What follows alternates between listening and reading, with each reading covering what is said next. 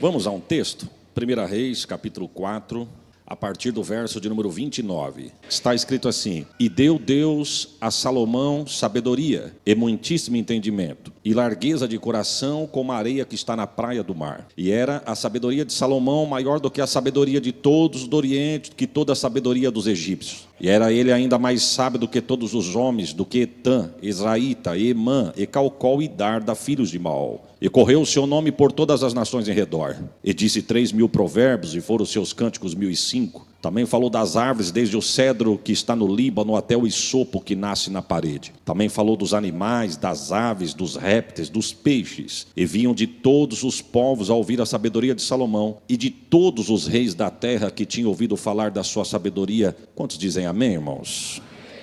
Irmãos, a Bíblia vai dizer que está perto de Deus mexendo no trono de Israel. Retornando um pouquinho aqui a história, Davi está reinando em Israel no intervalo de 40 anos. Ele foi o sucessor de Saul, que também reinou por mais 40. Na verdade, quando o povo toma conta da terra, eles conquistam a terra que Deus havia prometido a Abraão lá atrás. O governo era teocrático, mas o povo de Israel, olhando as nações ao redor, a Bíblia diz que eles cobiçaram a forma de ser regido das outras nações. Eles queriam um rei visível, palpável, um rei que falava com eles, eles ouviam, respondia o rei escutava. E a história vai dizer que eles pediram um rei.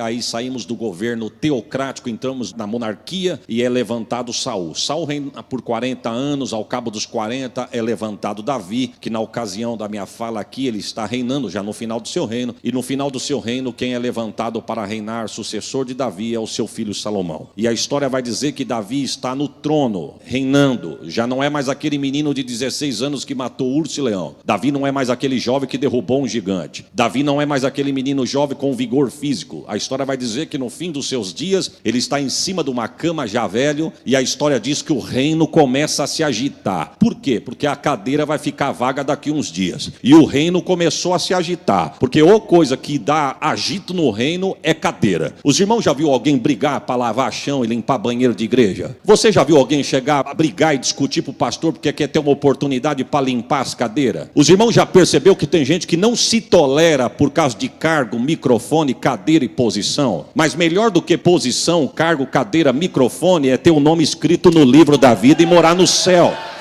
O reino começa a se agitar, e a história vai dizer que um dos agitadores do reino na ocasião é Adonias, porque Adonias, ele era o sucessor de Davi. Na ótica e na lógica humana, o trono era dele. Mas se tem uma coisa que Deus não está preocupado, meu irmão, é com a ordem de chegada da fila do homem, porque pode até ser o primeiro, e quando for pensar que vai pegar, Deus diz: meia volta, vou ver. Aí quando virou, quem pensou que era o primeiro ficou o último, e quem estava no último virou o primeiro. Tem uma notícia: Deus vai tirar teu nome de baixo, colocar por cima. O que é teu, e ninguém vai tomar o que Deus falou que é teu.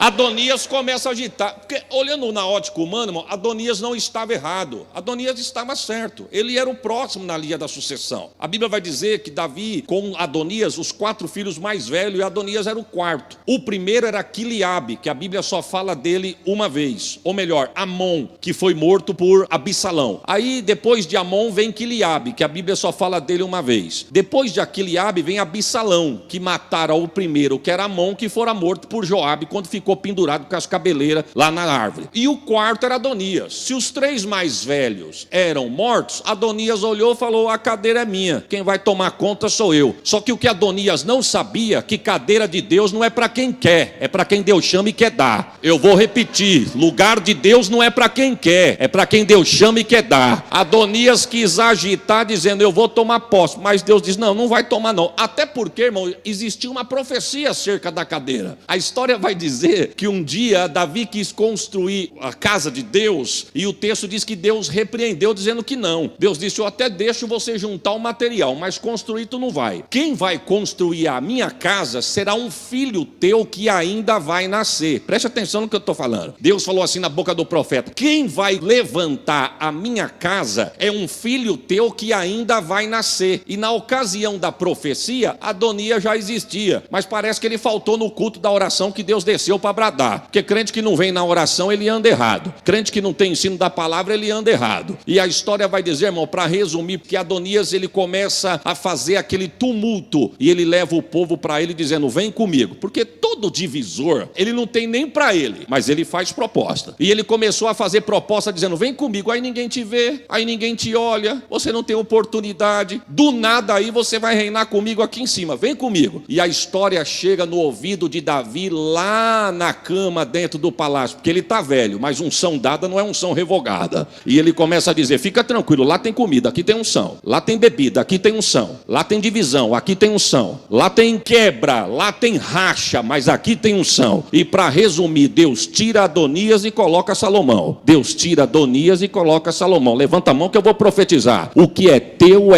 não tem Adonias que vai tomar aquilo que Deus falou que é teu. Não, se eu fosse você, eu dava um glória melhor do que esse. Eu estou profetizando, família que Deus te deu é tua. A porta de emprego que Deus abriu é tua. Adonias não vai tomar. Receba esta palavra. Olha, irmãos, se nós fôssemos falar talvez as dificuldades que Salomão enfrentou para sentar na cadeira, nós íamos virar à noite. Então eu quero enfatizar só duas. Primeiro foi a ganância de Adonias, mas a segunda para mim foi a pior. Foi substituir seu pai Davi.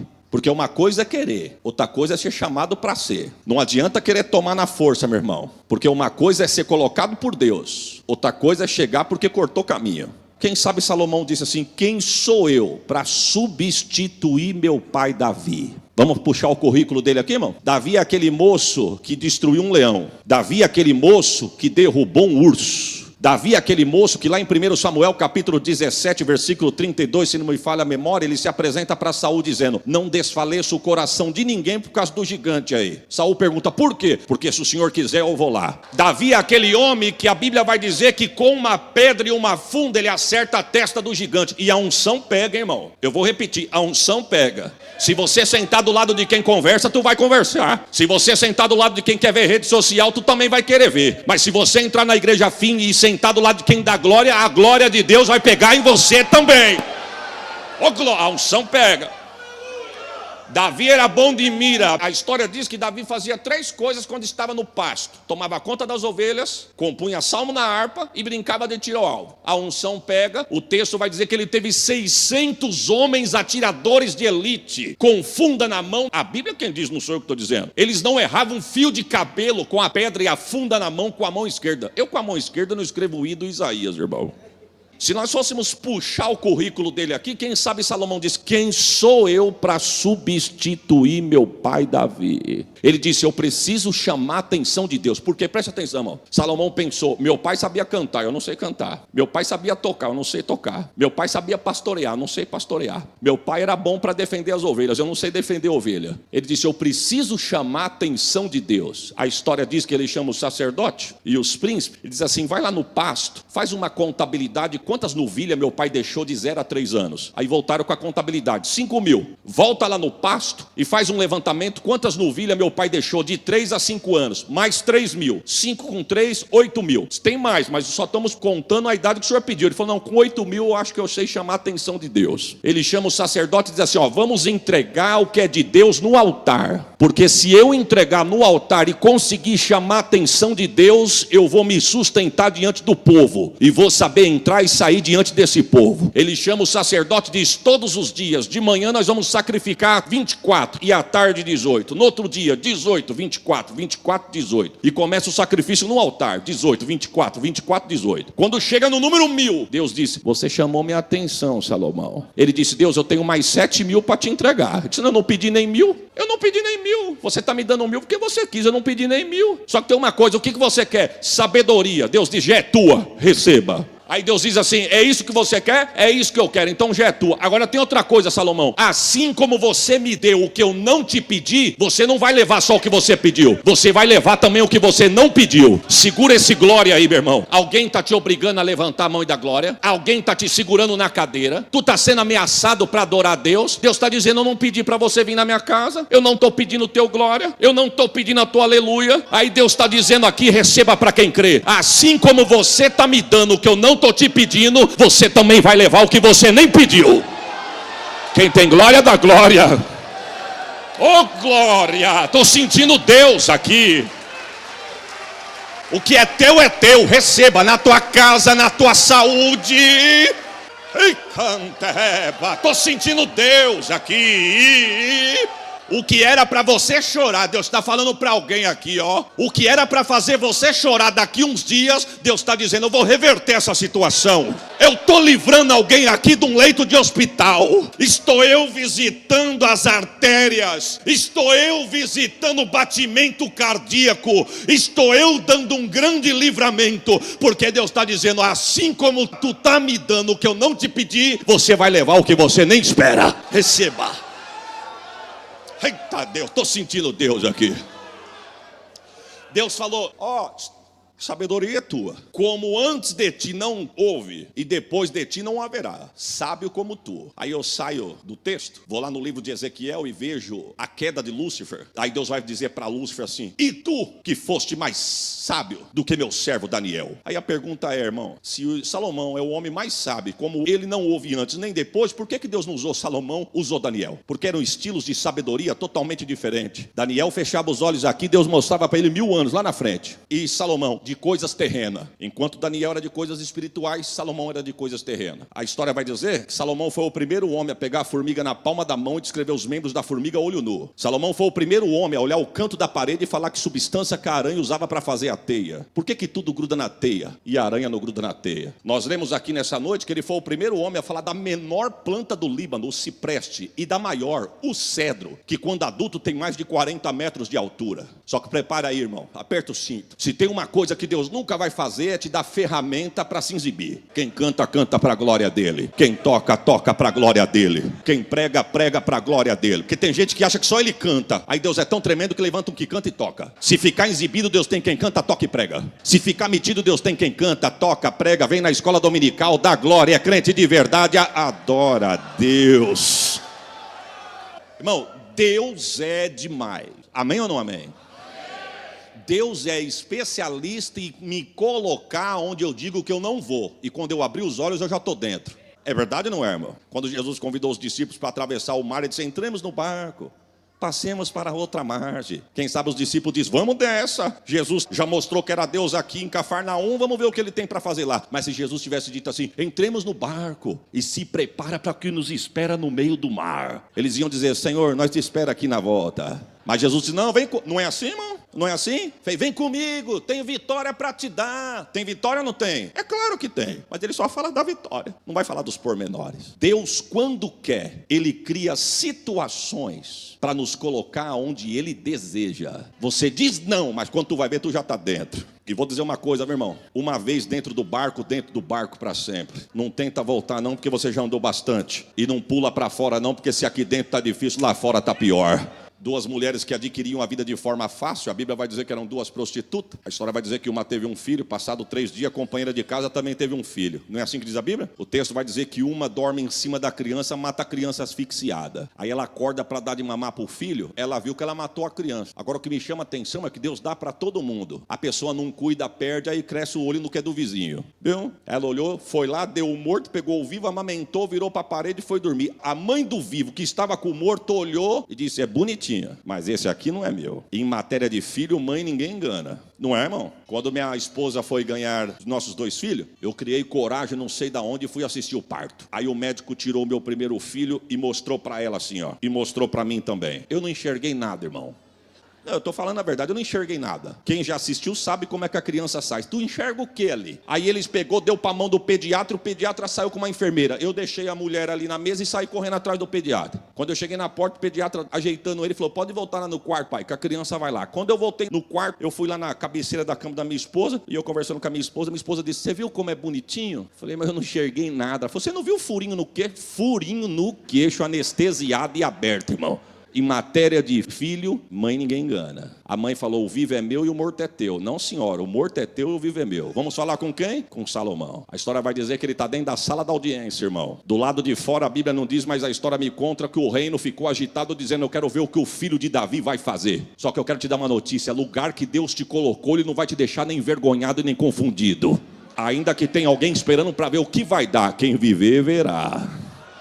Você conhece o texto? Ele olha o soldado lá na porta. Vem cá, pega a criança pelo tornozelo. Da genitália da criança até o couro cabeludo, parta no meio. Se o problema é a criança, metade para cada um, acabou o problema. Aqui não era a mãe, começou a rir, disse, eu sabia que tu tinha uma solução para o problema. Aqui era a mãe, começou a chorar, falou, rei, eu perco a criança, mas não tira a vida dela não. Deixa ela viver. Aí Deus diz, tá aí Salomão, a verdadeira mãe, para se cumprir o verso 29. E deu Deus a Salomão sabedoria, muitíssimo entendimento e largueza de coração, como a areia que está na praia do mar. Estou profetizando sabedoria na tua vida para resolver essa situação que tem tirado a tua paz. Receba esta palavra em nome de Jesus. Deus pega o nome dele, irmão. Aí o último versículo vai dizer que vinha reis de longe para ver e ouvir. Deus pega o nome dele, sopra. Porque Deus quando esconde, eu quero ver quem acha. Mas Deus quando apresenta, eu quero ver quem é que esconde. Deus sopra o nome dele 1.600 quilômetros para lá do mar Mediterrâneo. Irmãos, presta atenção, 1.600 quilômetros para lá, de carro, a 100 por hora, chega na terra da rainha de Sabá. A Bíblia chama ela de rainha de Sabá. Sabá era a terra, o nome dela era Maquita. Quando a fama do rei Salomão chega na terra dela, ela diz, nós vamos até lá ver se é tudo isso mesmo. Eles eram especialistas, a terra de Sabá, em ouro, joias e pedras preciosas. Ela leva presente e diz assim, se ele me deixar sem uma resposta, se ele não me decifrar um enigma que eu estou levando, ou se ele me deixar confuso em alguma conversa, eu trago os presentes de volta e defamo ele dizendo que ele não é tudo isso. 1.600 quilômetros de carro a 100 por hora, sem parar para tomar um copo de café ou de água, são 16 horas de viagem. Agora para pensar, irmãos, 16 horas no deserto carregado e de camelo, 4 meses de viagem. Quando chegam diante do reino, que os portões do reino se abrem, a história diz que os príncipes colocam o joelho em terra, o rosto no pó, e um príncipe ergue a voz dizendo, vive tu, ó rei, eternamente. O porteiro falou, que rei? O senhor. Não, mas não sou o rei não, sou o porteiro, trabalho na portaria. Falou, mas vestido desse jeito, com essa elegância toda aí, é só porteiro? É só para porteiro. Alguém disse, lá em Sabá não tem isso não. Lá não tem, mas aqui...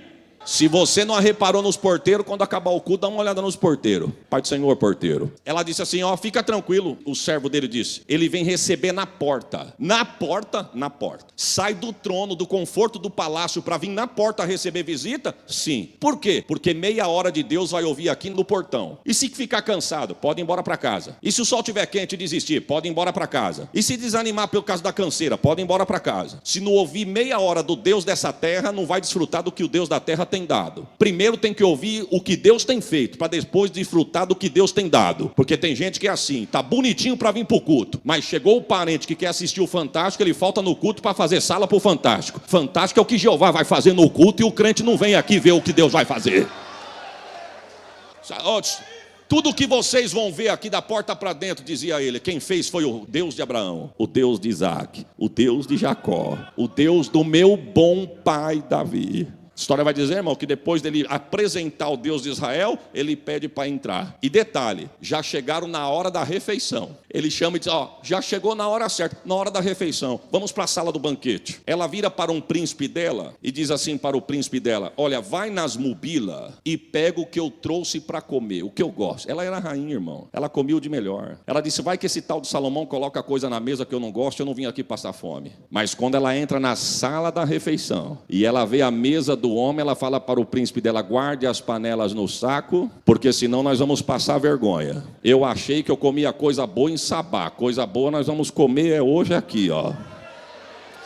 Irmão, e a refeição é terrível, né? Tu sentar na mesa para comer um cardápio que tu não te agrada. Deixa eu abrir um parênteses aqui, irmão. Deus me levou para Israel o ano passado. A viagem é fantástica, mas eu à parte, a refeição é terrível, irmão. E aí eu falei para minha esposa, filha, eu não vejo a hora de chegar no Brasil e comer um arroz, um feijão, um bife. É o nosso paladar, irmão. Não é verdade? Um arroz, feijão, um ovo frito. Eu sentia a falta do ovo frito. E detalhe, o voo desceu aqui em Guarulhos, eu tinha que andar mais 400 quilômetros para chegar em casa. Falei para minha esposa, até chegar em casa para comer o teu tempero. Ela falou, mas como alguma coisa antes de pegar a estrada. Chegamos 6 horas da manhã, perdi o rumo, falei assim pro taxista, me leva até tal lugar na zona norte de São Paulo. Quando passamos na frente de uma padaria, que eu vi que a padaria estava aberta, falei para ele, pode me deixar aqui que eu vou tomar um café. Paguei o táxi, desci com a mala. Quando eu cheguei no balcão, tinha um casal aqui e um rapaz aqui. Aí o rapaz com a mocinha disse assim, queremos 2 pão de queijo e um chocolate quente. Falei, e o senhor? Eu quero um pão na chapa e um café preto. Aí olhou para mim e falou, e o senhor? Eu quero um pão com bife, vinagrete e uma jarra de suco de laranja.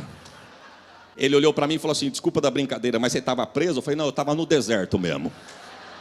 Paladar é tudo, irmão. Salomão mandava matar 100 cabeças de ovelha por dia, 30 cabeças de boi por dia, 600 cântaros de vinho por dia, 300 ciclos de medida de farinha da grossa e 300 da moída. Quando ela olhou aquilo, ela disse: tudo isso só na hora do almoço? Só na hora do almoço. Tudo isso aqui só nesse período que nós estamos aqui? Só nesse período que nós estamos aqui. Em Sabá não tem isso não, lá não tem, mas aqui tem. Seja alimentado pela palavra de Deus aqui nessa noite. Quem estava de pé, irmãos, limpando as vidraças do palácio, era dada a ordem para descer e vir comer. Quem estava limpando o chão do palácio, era dada a ordem para largar o pano e vir comer. Sentado na mesa, ela olhou e ficou horrorizada. Ela disse: os teus escravos sentam na mesa para comer com você, suado. Salomão disse: tu acha que eu vou comer tudo isso sozinho, é? A mesa é para quem trabalha, não é só para quem quer, não. Quem trabalha pode sentar na mesa e comer. Tem mesa de Deus preparado para nós aqui nessa noite, irmão. O que você precisa tem na mesa de Deus. É cura, receba. É porta de emprego, receba. É salvação na tua casa, receba. É alegria no teu coração, dê um glória aí, receba a alegria de Deus no teu coração. Ela disse: nem os meus príncipes, olha o que ela disse, irmão, nem os meus príncipes têm tanta reverência quanto os teus escravos para sentar diante do rei. Não tem não? Não, lá não tem. Afinal de contas, nós estamos na casa do rei. Oh, glória. Aqui que é o lugar da reverência. Aqui que é o lugar da postura. Aqui é o lugar da devoção, da adoração. Deixa eu abrir um parênteses aqui. Nós somos em 3 irmãos. Eu sou o caçula dos 3, estou em Catanduva. A minha irmã do meio mora na zona norte de São Paulo. E a minha irmã mais velha mora na cidade de Osasco. A minha mãe é desse tamanho, irmão, dessa grossura. E pensa numa mulher séria quando fala de igreja. A gente estava pronto para ir para a igreja. Ela dizia assim: Márcia, Fabiana, Isaías, nós estamos indo para a igreja. Alguém quer beber água? Os irmãos já sentiram já, né, irmão? Reverência. E a gente: não. Alguém quer usar o banheiro? Não. Porque se chegar na igreja e andar, em casa nós vamos conversar. Era raro nós chegarmos na igreja e o culto já ter começado, irmão. A não ser quando a chuva pegava antes. Mas se ela saísse na janela e visse que estava armando a chuva, nós saíamos antes da chuva. Quando nós chegávamos na igreja, o culto ainda não tinha começado, ela dava a segunda oportunidade. Alguém quer usar o banheiro? Quer beber água? E um dia, irmão, eu não sei se eu não conhecia a mãe que eu tinha, eu estava tentando a Deus. A nossa igreja é bem pequenininha, varão. Bem pequenininha, onde nós cooperávamos. Todos os bancos nesse cantinho, aqui era o corredorzinho. Quem entrava na igreja era aquele corredorzinho só, e aqui os bancos. O púlpito, uma cortina atrás do púlpito. E nesse cantinho do púlpito, por trás da cortina, entrava ali, tinha os bebedouros e os banheiros. Aí um dia eu falei para minha mãe assim: mãe, eu posso beber água? Ela nem respondeu, irmão. Eu disse: eu vou quebrar esse tabu. Não vou fazer bagunça, não vou conversar, vou quietinho, volto quietinho. Resumindo, irmão, assim pensei e assim eu fiz. Bebi água, voltei. Para resumir, quando chegamos em casa, 500 graus de puro fogo santo e poder. Deus vai dar revelação para os crentes aqui agora, quer ver? Sabe quando eu levantei para beber água de novo? Olha como Deus deu revelação, irmão. Nunca! E um dia, uma das esposas de um dos pastores chegou na minha mãe e disse assim: irmã, como esposa de um dos teus pastores, posso falar com a senhora? Minha mãe disse: pois não, irmão. A senhora está sendo ignorante para criar os seus filhos. A senhora não traz uma bolachinha para eles comer, são crianças. A senhora não traz um chicletinho para eles chuparem. Traz um brinquedinho na noite de calor, deixa eles brincar na calçada, os diáconos olham para nós. A senhora não deixa isso. A senhora quer falar alguma coisa? Só tem direito. Minha mãe disse: eu não queria, mas já que a senhora me deu oportunidade. Eita, irmão. Ó, receba. Ela disse: eu vou falar assim, irmã, a senhora cuida da sua tenda, que quem cuida da minha sou eu. Se a senhora achar bonito teus filhos mascar chiclete, acabar o açúcar, eles colar debaixo da cadeira da casa de Deus, continue. Se a senhora achar bonito trazer bolacha e eles fazer da casa de Deus um chiqueiro e depois achar que os irmãos são empregados para cuidar de sujeira, continue. Se a senhora achar bonito os diáconos não poder cultuar porque está correndo atrás de filho de crente na rua, porque os pais querem ficar à vontade, enquanto os diáconos não podem cultuar, continue. Porque minha casa tem horário para passear, para viajar, mas também tem hora para adorar. E aqui nós viemos para adorar. Receba. Eu tenho certeza que até a hora de eu acabar ninguém vai no banheiro. Até porque eu não vi ninguém indo. 30 anos se passaram, irmão. 30 anos. O pastor também tinha 3 filhos. O que eu vou falar aqui é com muito temor. 3 filhos. Um morto por traficante, o corpo jogado dentro do bueiro. Que antes da polícia chegar, a perícia, ele desceu lá e tirou o corpo do filho. O outro está preso atrás das grades. E o outro não quer nem saber de igreja e muito menos ouvir falar de Jesus. Pela bondade de Deus, sou pastor na casa de Deus e as minhas 2 irmãs missionárias na igreja, casada com 2 obreiros. O que é isso, pastor? Ensina um menino no caminho que deve andar, para quando ficar velho não venha se afastar dele. Ela disse, lá em Sabá não tem essa reverência não. Lá não tem, mas aqui, oh glória. Deixa eu só perguntar por desencargo de consciência. Alguém quer o banheiro, irmão? Ah, tá bom, então vamos continuar.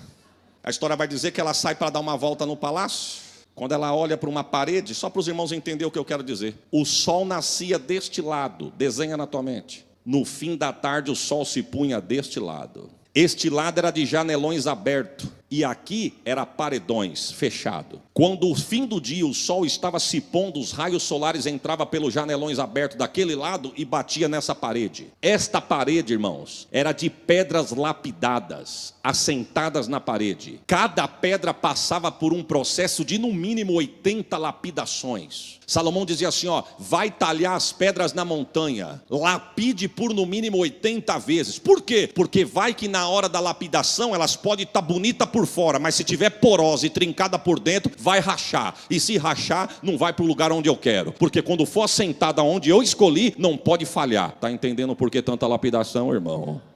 Depois de lapidada no mínimo 80 vezes, pescava-se um peixe no mar Mediterrâneo, sangrava a garganta do peixe, banhava a pedra. Depois do sangue seco, pegava a gordura de carneiro e passava nas ondulações da pedra. Depois da gordura seca, assentava-se na parede. Quando o raio solar estava batendo no fim do dia e pegava naquele paredão, por causa do sangue do peixe, toda a sala ficava numa coloração de vermelho como rubi. E as curvas da pedra, banhada com gordura de carneiro, dava 7 tonalidades de cor diferente. Quando a mulher entrou na sala, ela disse, quem foi que fez isso? E o príncipe disse, o rei Irão. E quanto que ele cobrou para fazer? Não, aqui ninguém cobra não, senhora. Aqui para trabalhar e ter credencial do reino é de graça. Falou, e de onde ele arrumou essas pedras que eu nunca vi? Não, essas pedras foi talhadas lá na montanha. Pedra comum, lá da região da Moca, de São Paulo. Aquelas pedras que ninguém dava nada, sabe, irmão? Aquelas pedras que o homem olhou e disse, aí não vai valer nada, deixa jogado. Aí o rei falou, vai buscar, lapida, banha no sangue e coloca no lugar de destaque. Tá aqui, Tá aqui, eu se eu fosse você, eu dava outro glória melhor do que esse.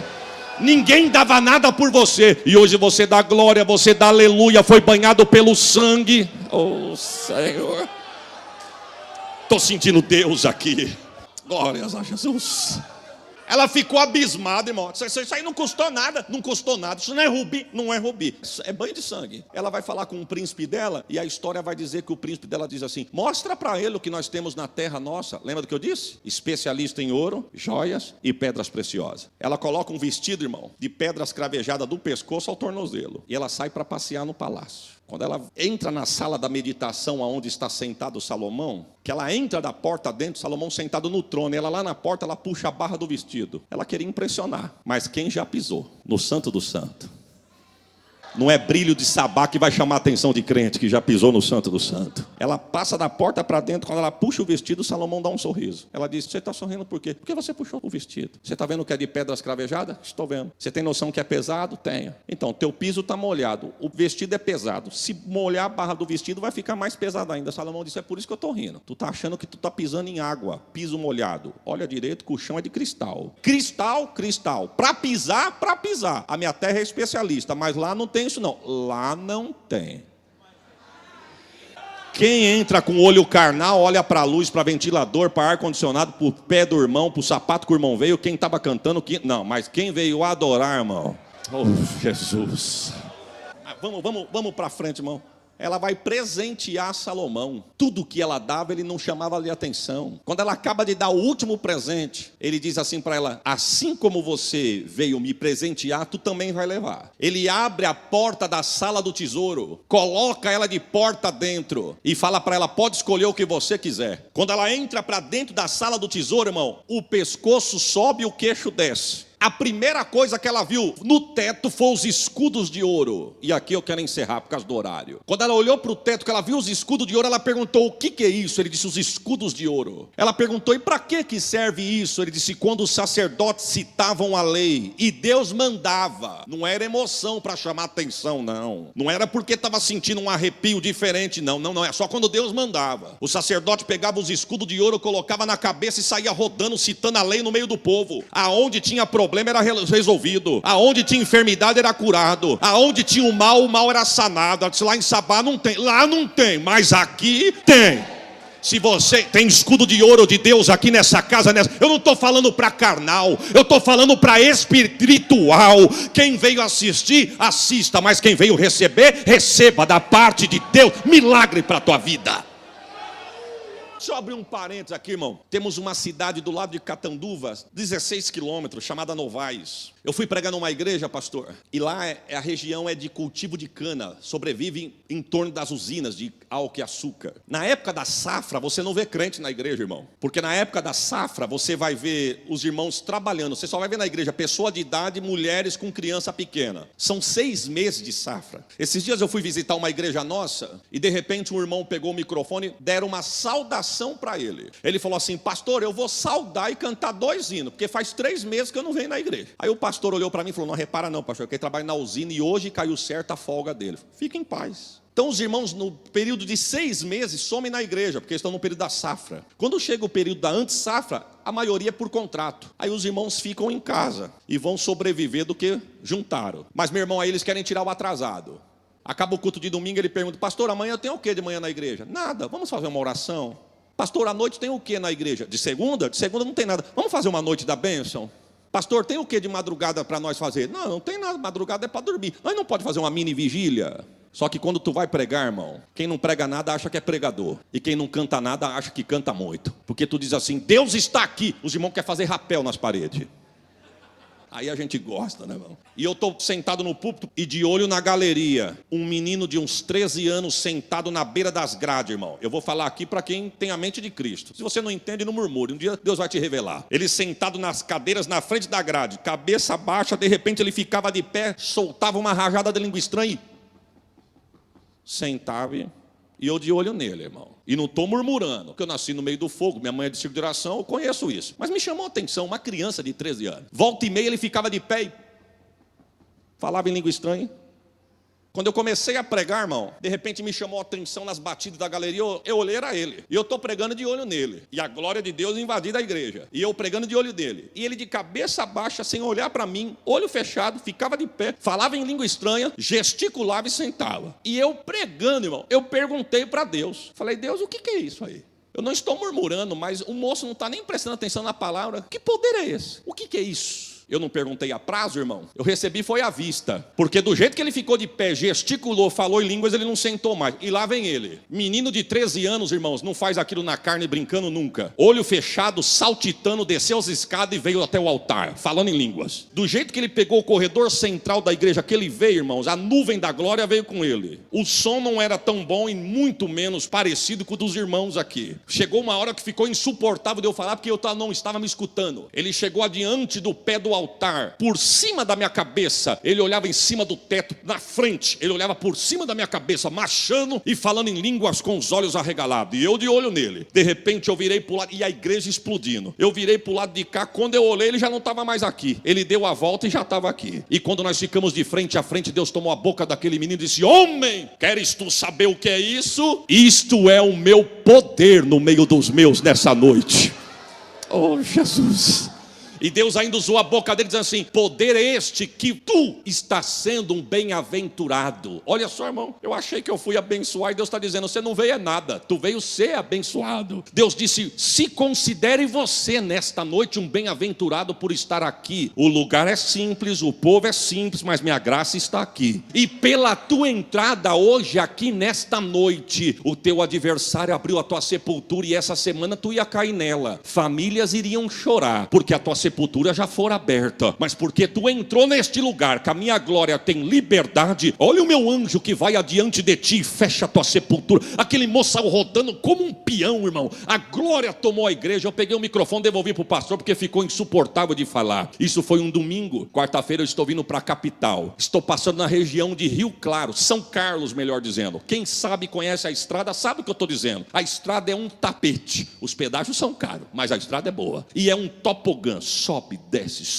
que não tem fim. E quando eu estou vindo para a capital com o meu carro descendo, na outra ponta da estrada vem um caminhão indo daqui para lá e eu vindo de lá para cá. O caminhão, quando ele soltou na ladeira, a roda do eixo traseiro se escapa do caminhão. Ele pegou uma velocidade tão grande, irmão, que ele cortou o canteiro de grama e veio na minha reta. Eu confesso para os irmãos que eu perdi o reflexo, eu perdi a atitude. Eu só me lembro que eu falei assim: Deus me socorre. Não tinha uma pedra, não tinha um buraco, não tinha um obstáculo, mas quando de repente o pneu quicando no asfalto vindo na minha reta, ele bate uma certa hora, desvia e entra no meio do canavial. Eu perdi as minhas forças, encostei o carro no acostamento, saí do carro, estiquei as pernas, olhei para o outro lado da pista, o caminhoneiro abanando a mão para mim, eu abanei a mão para ele. Eu debrucei em cima do teto do meu carro, abaixei a cabeça e disse: Deus, muito obrigado pelo livramento. Quando eu disse Deus, obrigado pelo livramento, eu vi um menininho na minha frente dizendo: olha o meu anjo que vai adiante de ti. Receba esta palavra. Se você puder, fique de pé que nós vamos orar. Tem milagre de Deus, você está adorando aqui, Deus já está indo lá na tua casa. Tem milagre de Deus, você está adorando aqui, Deus está visitando a tua família. Receba que eu vou profetizar. Glória teu aqui, Deus está preparando semana de vitória para você. Receba esta palavra. Ei, calabaço. Seja renovado aqui nesta noite. Seja cheio do Espírito Santo, que nessa noite não seja mais um culto, mas na vida de muitos que seja o culto. Se você crer, você vai ver a glória de Deus aqui. Receba.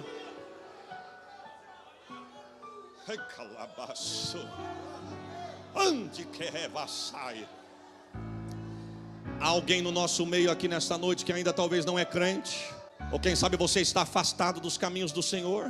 Dê um sinal com a sua mão e vem aqui que nós vamos orar por você. Um moço, uma moça, um jovem, uma jovem, um senhor, uma senhora. Dê um sinal com a sua mão e vem aqui que nós vamos orar por você. Se há alguém aqui nessa noite que você saiu da tua casa e você precisa de um milagre de Deus por esses dias. Não estou aqui para agitar as águas, porque as águas já estão agitadas. Eu não tenho milagre para fazer na tua vida, mas o dono desta casa tem. Se você crê, vem aqui que nós vamos orar por você. Irmão, não tem lugar melhor do que estar na casa de Deus. A história vai dizer que ela fica 5 meses. Eu vou encerrar. 5 meses, eu estou falando do primeiro dia. Ela vai ficar 5 meses. Chega uma certa hora que ela pega a mobília dela e fala para Salomão: Salomão, se cumpre o último versículo que a Bíblia vai dizer da visita dela. Nem metade da tua fama e da tua sabedoria me contaram. Tu é muito mais. Aí ela vai dizer assim: só me resta uma coisa. E ele pergunta o quê? Pegar minha mobília, pegar minha caravana, pegar a minha turma. Eu vou profetizar, pegar o meu lixo, pegar minha moamba, pegar os meus laços e as minhas armadilhas e ir embora. Eu estou profetizando de olhos abertos. Ainda que o adversário veio por um caminho para te fazer chorar, prepare o glória. Por 7 ele vai correr, porque a vitória é tua. Tem mais alguém? Se houver, vem aqui, nós vamos orar por você. Senhor, nós queremos lhe apresentar essas vidas que estão adiante do teu altar. Senhor, a palavra nossa nesta noite é muito obrigado. Muito obrigado por cada vida, Senhor, que sentiu o teu toque, saiu do seu lugar e veio até aqui. Eu não sei do que os teus filhos precisam. Se houver alguém aqui nesta noite te aceitando ou voltando para a tua casa, confirma a bênção da salvação com o nome escrito no livro da vida. Pessoas que saíram do seu lugar carentes de um milagre da tua parte, eu profetizo milagre na vida dos meus irmãos. Dai vitória a cada filho teu, com lágrima nos olhos, que estão aqui adiante de ti. Não só os teus servos, mas toda a igreja, o pastor desta igreja, esta casa. Nós profetizamos uma semana de paz, semana de livramento, semana de provisão, semana de portas abertas e semana de milagre na vida e na casa dos meus irmãos. Muito obrigado por tudo, em o nome de Jesus. Eu profetizo que não vai faltar sapato nos teus pés. Eu profetizo que não vai faltar veste no teu corpo. Eu profetizo que não vai faltar o pão na tua mesa. E pode dar glória, porque também não vai faltar o azeite sobre a tua cabeça. Receba.